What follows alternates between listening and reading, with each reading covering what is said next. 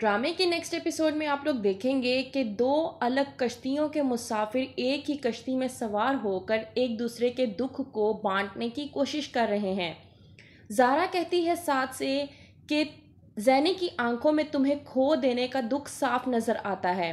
जाहिर सी बात है कि तुम भी ज़ैनी से बेइंतहा मोहब्बत करते हो, तुम्हारी आंखों में भी ज़ैनी को खो देने का दुख साफ नज़र आता है।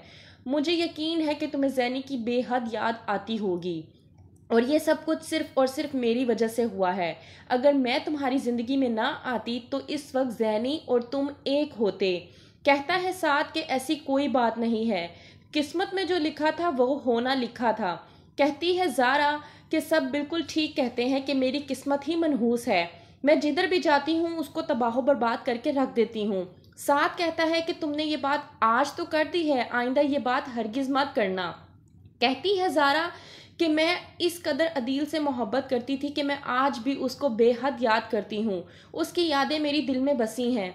उसको याद करके मेरा दिल करता है कि मैं रोऊं, लेकिन मैं ऐसा करके भी क्या कर सकती हूँ। अदील तो अब कभी भी वापस नहीं आ सकते और वैसे भी मियाँ बीवी होने का रिश्ता तो अब मेरा तुम्हारे साथ जुड़ चुका है। ऐसा रिश्ता जो हम दोनों एक दूसरे के साथ जोड़ना ही नहीं चाहते थे, लेकिन हमारे घर वालों ने ज़बरदस्ती हमें इस बंधन में बांध दिया और मेरी वजह से तुम्हारी मोहब्बत तुमसे छिन गई।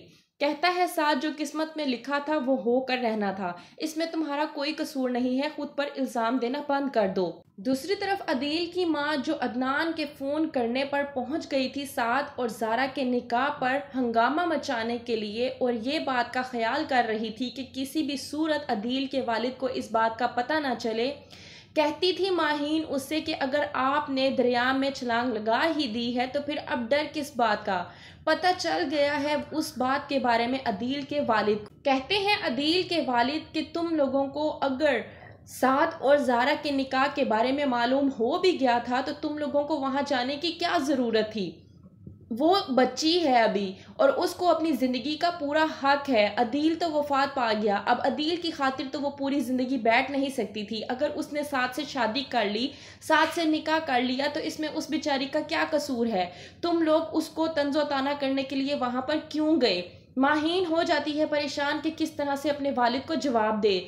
माहीन उसकी माँ जाते हैं मिरहा के साथ उसकी दोस्त की शादी पर। वहां पर मिरहा की दोस्त का भाई मिरहा को ढूंढता हुआ आता है, लेकिन वो फिर माहीन को मिल जाता है। क्या करेगी इस बार फिर से माहीन, किस तरह की प्लानिंग करेगी मिरहा के खिलाफ कि वो उस लड़के के साथ मिल ना पाए। क्या होगा आगे क्या नहीं, जानने के लिए देखते रहिए ड्रामा सीरियल तुम बिन कैसे जिएं।